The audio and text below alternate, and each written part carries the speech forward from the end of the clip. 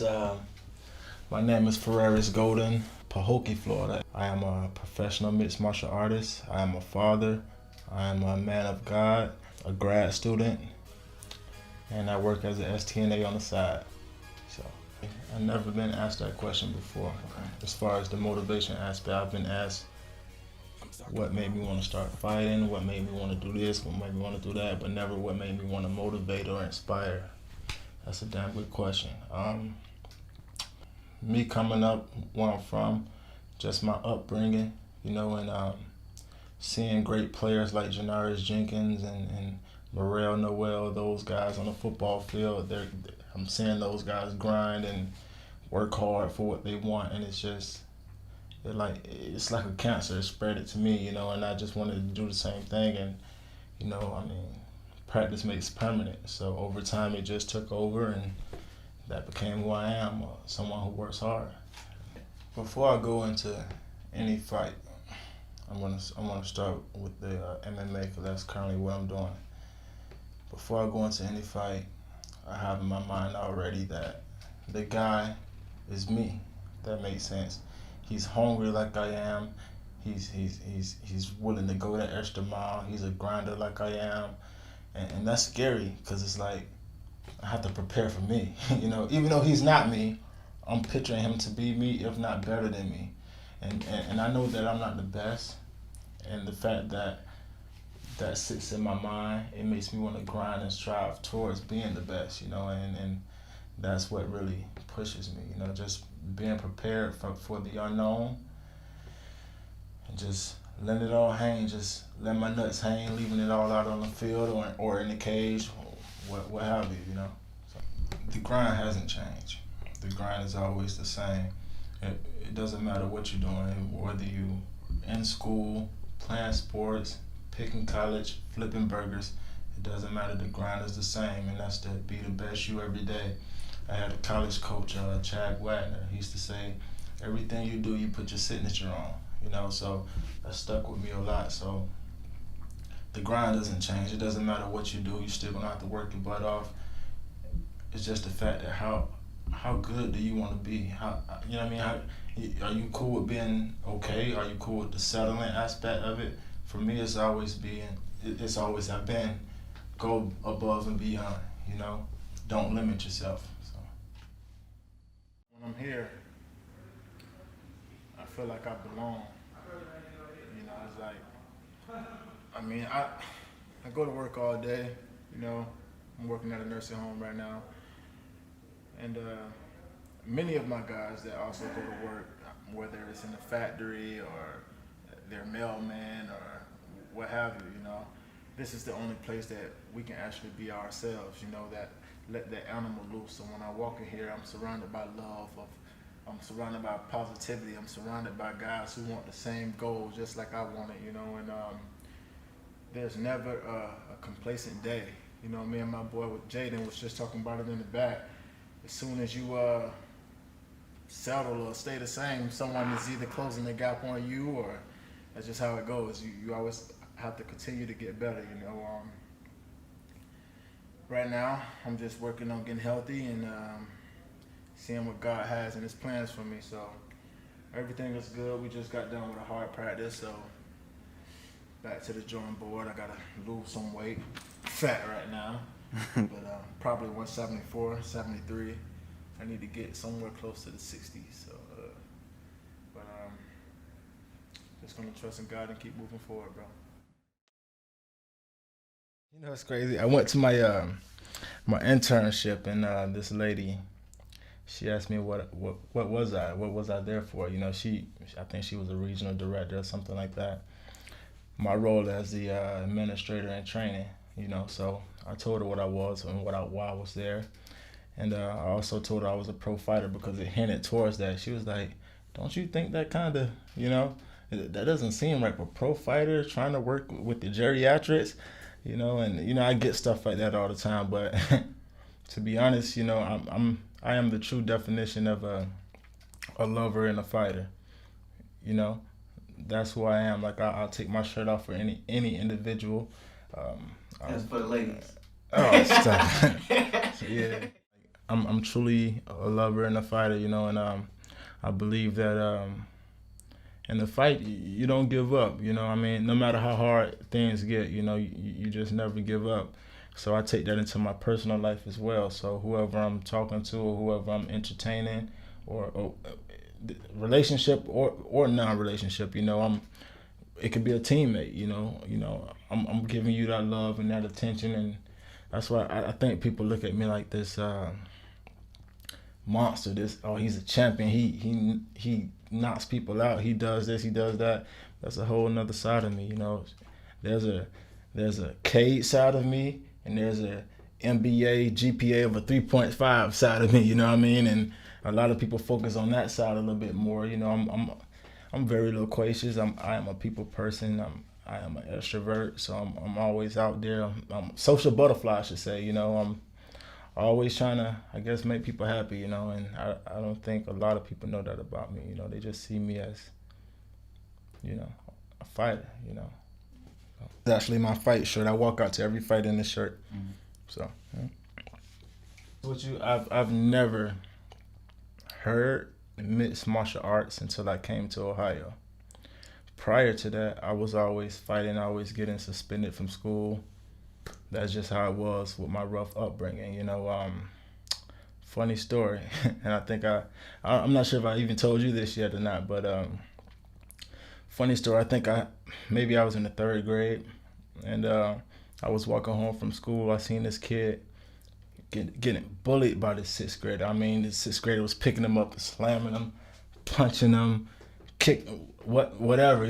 So me, this is how I knew that I always had heart. This is my first fight, period.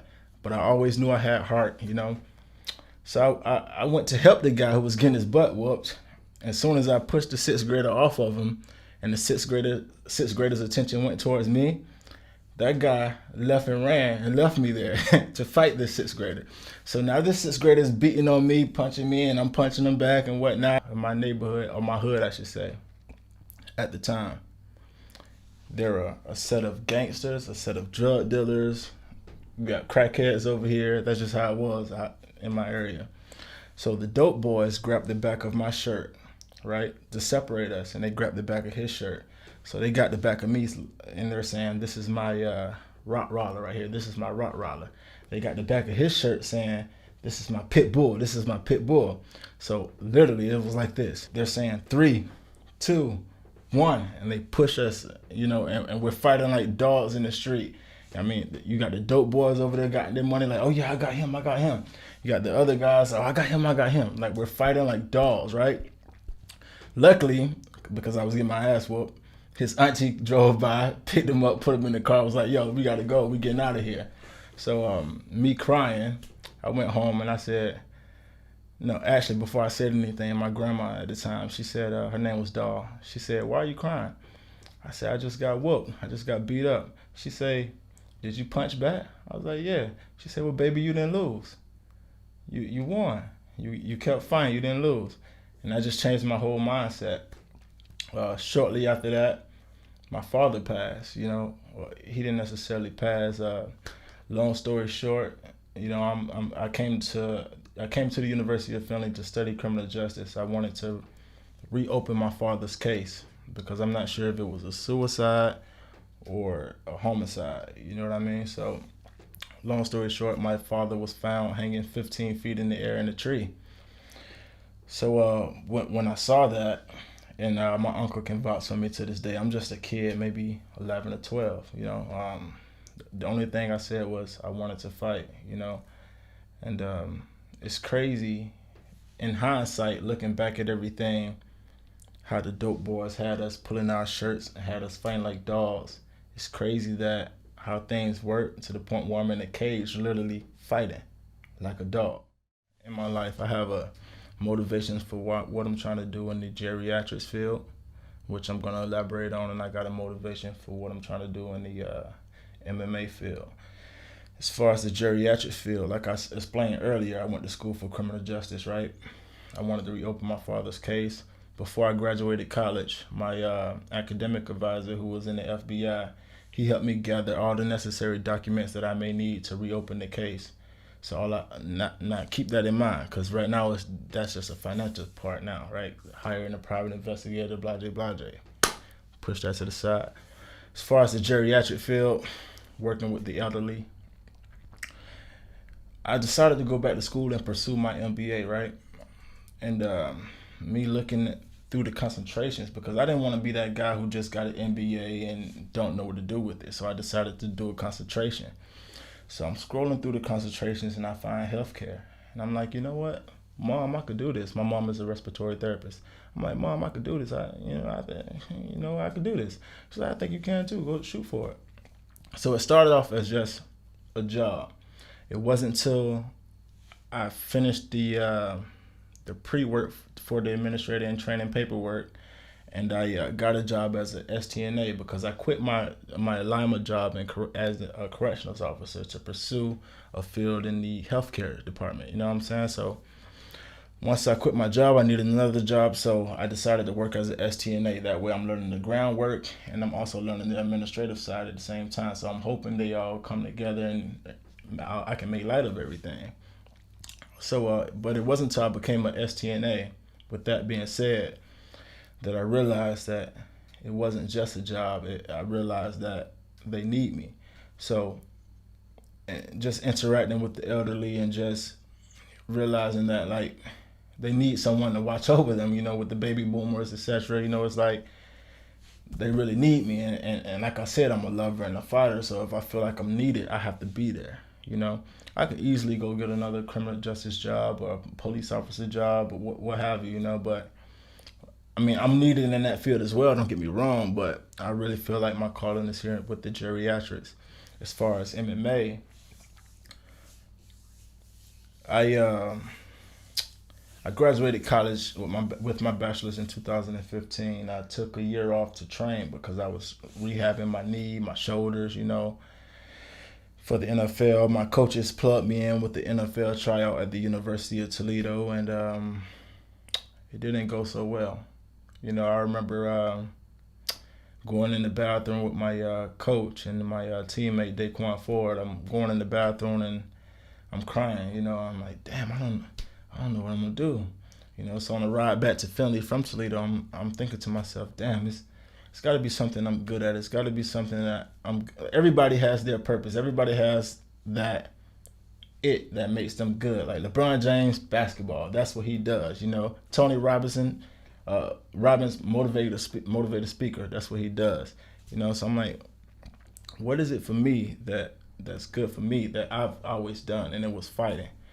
So I called around. I called Tyler Beckley. He's a jiu-jitsu coach in Finley. He plugged me in with this guy, Gary Young. And keep in mind, I've never fought MMA in my life, So 2 years later, I win a amateur boxing championship. I win a professional MMA championship. The third year I turned pro. I'm now undefeated, 2-0 as a pro.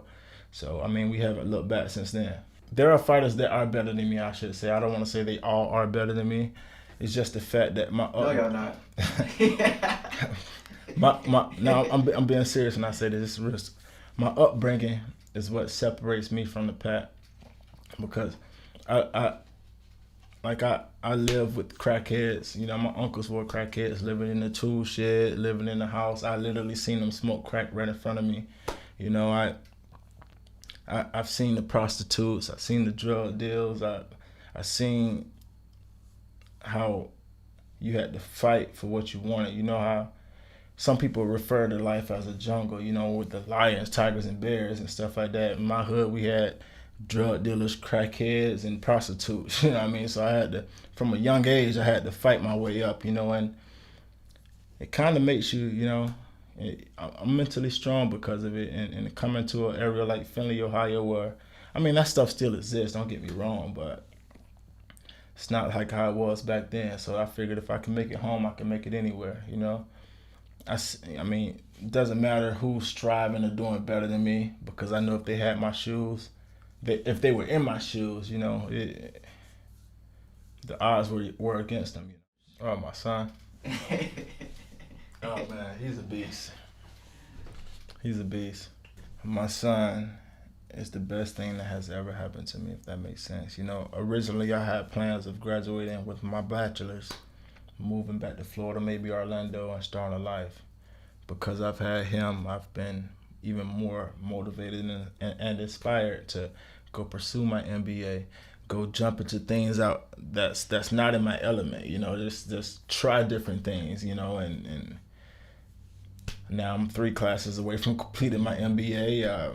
My internship is going good. Fighting is going good. If I would have had my original plan, I never knew how good of a guy that I would have become. You know, so he's definitely a little beast. So it's my little man. I'm just a pro, 2-0 pro. I mean, really nothing. There's guys out there like Nick Brown that are 9-1 and should be in the UFC, 10-1 I should say, and should be in the UFC right now. But we're not gonna get into that. But I had this crazy, bizarre incident where a big brother of a little brother inboxed me and was like, "Hey, my brother really looks up to you. He thinks you're a great fighter. I think you're a great fighter. He wants your autograph." You know, and that really touched my heart because, I mean, in the scheme of things, you're just a fighter. Because when it's time to go, it's time to go. You know what I mean? Like, practice is one thing. We train hard in practice, but when it's time to fight, it's time to, you under the lights. You know what I mean? So, just, I don't know, man. It's the one thing I would say to you guys, man, just chase your dreams, man. Chase your dreams. Don't listen to the people who tell you that you can't do anything, man. There's always going to be naysayers, you know. Always going to be that. Just don't give up on yourself and strive hard, you know. You may not be able to do all that you find out, but you should find out all that you can do.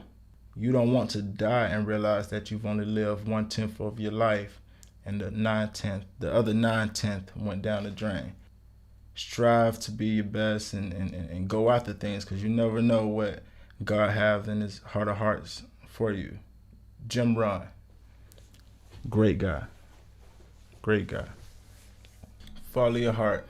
A lot of people say stick to your mind and all of that, and that's fine too. Obviously you need your mind for meticulous situations, but there's something in you that's innate that you know, that go for it, you know. Follow that, act on that. Don't just go for it, but you sit back even though you feel it, you know. Chase your heart, man. Go after your dreams, man. You never know it could be you who's a champion one day, you know. Chase your heart. This is Feraris Golden, just a little insight of my life, man. Chase your dreams, follow your heart, and most importantly, believe in God.